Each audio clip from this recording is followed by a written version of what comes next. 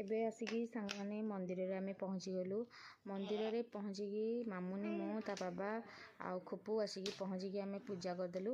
पूजा करिकी आमे बांकते सेठी बहुत दुष्ट होतला। वीडियो करवाटा बहुत कष्ट होतला। तथापि जा होइछि भगवान माने जय जगन्नाथ मु आपणकर प्रिय मामुनी। तो आज जागर होइथिबारु तो आमे ने दीप चढ़ाइबु जिबु आम गाँ मंदिर शिव मंदिर पाखक। तो आगु केमती को होउछि आसन सामने देखिबा। एबे आमे जागर अवश्य जिबु देखो सजा हजी करिया मंदिर को जिबा देखो ओना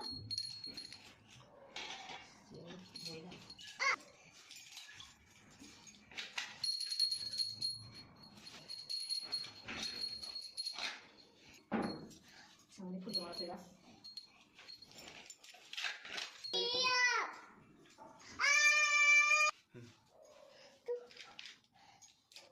देखो सामने आनिछु एठी आमे सजेइली सामने देखो हमरा आस्ते गेलु सामने बाहर गले मंदिर केते कोन होछि देखिबा